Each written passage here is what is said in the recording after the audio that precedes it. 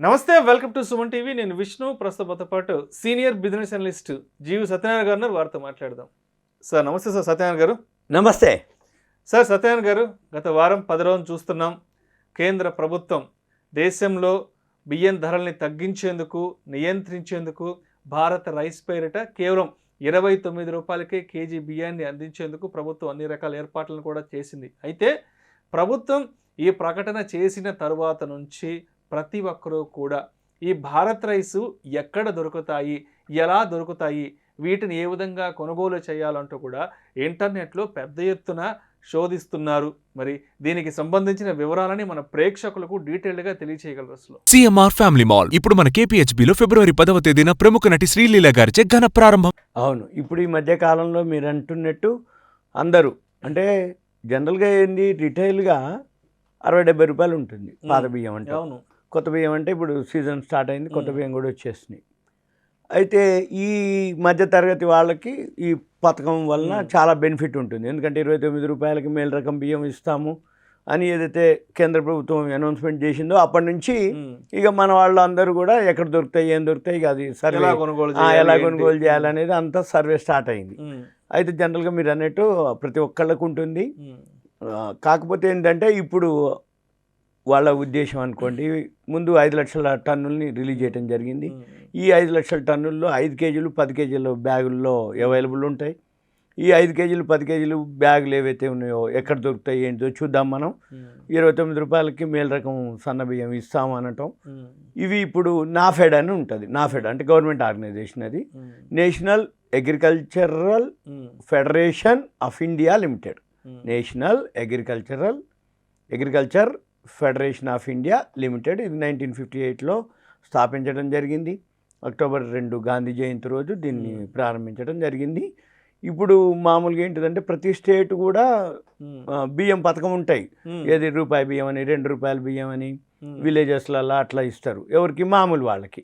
ఏది white ration card, Aarogyasri పథకాలు అవన్నీ వాళ్ళకు ఉంటాయి. మధ్యతరగతి వాళ్ళకు ఉండవు. మధ్యతరగతి వాళ్ళకి ఆరోగ్యశ్రీ పథకాలు కానీ తెల్ల రేషన్ కార్డులు ఉండవు కాబట్టి వాళ్ళు మార్కెట్లో కొనుక్కోవాలి. అందుకని వాళ్ళ కోసం అనేది ఈ ఉద్దేశం. ఎక్కువ శాతం ఈ పథకం ఉద్దేశం ఏంటంటే మధ్యతరగతి ప్రజానీకానికి. కాకపోతే అందరు కూడా కొనుక్కోవచ్చు. కాకపోతే హైలీ అంటే ఇన్కమ్ ఉన్న వాళ్ళు మామూలుగానే వేరే ఉంటారు. అయితే మధ్యతరగతి వాళ్ళు ఏంటంటే ఎకానమీ ఉంటుంది కాబట్టి బియ్యం మంచిగా ఉంటాయి, గవర్నమెంట్ది కాబట్టి ఎక్కువ శాతం ఆదరణ పొందే అవకాశాలు ఉన్నాయి. ఇప్పుడు మీరు అన్నట్టు 29 రూపాయలు కాబట్టి ఈ నాఫెడ్ నుంచి ఉంటుంది. ఇంకొకటి ఎన్సీసీఎఫ్ ఉంది, national cooperative consumer federation of India limited. NCCF national cooperative consumer federation of India limited. వాళ్ళ ద్వారా కూడా ఇప్పుడు ప్రజెంట్ చేస్తారు. వీటితో పాటుగా కేంద్రీయ బండార్ అని రిటైల్ కేంద్రం ఉన్నాయి వాళ్ళది. మన ఇవన్నీ సెంట్రల్ గవర్నమెంట్ ఆర్గనైజేషన్లు ఈ సంస్థలు. అంటే ఇప్పుడు మన దగ్గర రేషన్ కార్డు తోటి ఇచ్చేవి మామూలుగా అవి వేరే విలేజెస్లల్లా ఉండేటటువంటివి చౌక డిపోలు అంటాం. అవి కాకుండా వాటికి లేదు ఇప్పుడు సంబంధం. వాటికి సంబంధం లేకుండా ఈ నాఫెడ్, ఎన్సీసీఎఫ్, కేంద్రీయ బండారు డైరెక్ట్గా కేంద్ర ప్రభుత్వం ద్వారా, రైట్, వాళ్ళ ఆర్గనైజేషన్ వాళ్ళ సంస్థ వాళ్ళ ద్వారానే ఇప్పుడు మనకి అమ్మకాలు జరుగుతున్నాయి. ఇవి ఇప్పుడు కేంద్రీయ బండారు రిటర్న్ ఇక్కడ హైదరాబాద్లో వచ్చేటప్పటికి కోటిలో ఉంది, బేగం బజార్లో ఉంది, అక్కడ ఇవ్వటం జరుగుతుంది. అయితే తర్వాత వీళ్ళు సెంటర్లని పెంచుతా అనటం, ఇంకా ఈ చౌక డిపోలు కూడా అడగటం జరిగింది వాళ్ళని, ఏమని మాకు కూడా ఇవ్వండి మేము కూడా ఇస్తాము అని అంటారు తప్ప ఇంకా అవన్నీ ఫైనల్ కాలేదు. అవన్నీ కూడా ఎన్నాళ్ళలో ఉండదు, ఒక 1 వీక్ 10 డేస్ లోపల ఒక క్లారిటీ వస్తుంది. రైట్, ఎందుకోసం అంటే ఒక దగ్గరే దొరుకుతాయా, అక్కడికే పోవాలా, మేము అక్కడికి పోయి తెచ్చి వచ్చే లోపల అంటే మనం కొనుక్కునే 5 కేజీలకి 10 కేజీలకి పోను రాను టైము ఛార్జీలు ఖర్చులకి ఇంకా ఇక్కడ కొనుక్కున్న ఒకటే దూరాభారము టైము, ఈ తోటి మిగిలేదు ఏముండదులే అనుకోండి. తర్వాత మన ఇంటి దగ్గరలో మనకి సెంటర్లో మనకి అవైలబుల్ ఉందనుకోండి, అప్పుడు ఎక్కువ ఉంటుంది. ఇంకొకటి ఏంటిదంటే ఇప్పుడు ముందు 5 లక్షల టన్నులే కాబట్టి ముందు కొంచెం ఉంటుంది, తర్వాత మళ్ళీ పెంచుతుంది సప్లై పెరుగుతుంది. వీటితో పాటు ఈ కామర్స్ వెబ్సైట్లో కూడా మనం ఇప్పుడు ఇంట్లో రెగ్యులర్గా ఆర్డర్ పెట్టుకుంటాం. రైట్, ఏమన్నా అనగానే ఆర్డర్ పెట్టగానే మన ఇంటికి వచ్చేస్తాయి ఒక పూటకో Instamart గంటకో. అవన్నీ ఇవన్నీ ఉంటాయి ఉదయం కదా. పెడితే మధ్యాహ్నం పెడితే సాయంత్రం లోపల మన ఇంటికి వచ్చేస్తాయి. అలానే ఈ కామర్స్ వెబ్సైట్ ద్వారా కూడా నెక్స్ట్ ప్లాన్ ఉంది. అవన్నీ కూడా ఎలా ఏంటిది అనేది ఇంకా మనకి రాబోయే రోజుల్లో ఇంకా క్లారిటీ వస్తుంది. ప్రజెంట్ అయితే మామూలుగా ఇది స్కీమ్ యొక్క పథకం, స్కీమ్ యొక్క ఉద్దేశం 29 రూపాయలకి అనేది ఇవ్వటం. ఇక ఇప్పుడు ఏ స్టేట్లోకి ఎన్ని ఇవ్వాలి, ఎన్ని రావాలి, ఎంత ఇస్తారు, ఎప్పుడు ఇస్తారు, ఎట్లా ఇస్తారు, ఇక ఎక్కడెక్కడ అవైలబుల్ అవన్నీ మనకి కొంచెం టైం పడుతుంది, కానీ క్లారిటీ వస్తుంది. డిస్ట్రిక్ట్ లెవెల్లో, మండల్ లెవెల్లో, విలేజ్ లెవెల్లో మొత్తం స్ట్రీమ్ లైన్ చేయాలంటే ఇంకొంచెం టైం పడుతుంది. ఎందుకోసం అంటే మన దగ్గర అసలు అగ్రికల్చర్కి మనమే లీడింగ్ అంటే ధాన్యానికి, అందుకని మన దగ్గర అవైలబుల్ ఉంటుంది. ఇప్పుడు ఇక మేలు రకం, సన్న రకం బియ్యం ఇచ్చే ఉద్దేశం ఇది కేంద్ర ప్రభుత్వం యొక్క మెయిన్ ఉద్దేశం. 29 రూపాయలకి సామాన్యులకు కూడా మంచి బియ్యం ఇవ్వాలి అనేది. 5 కిలోలు 10 కిలోలు బ్యాగ్లలో NCCF, నాఫెడ్, కేంద్రీయ బండారు ఈ మూడింటి ద్వారా మనకి వస్తాయి అన్నమాట.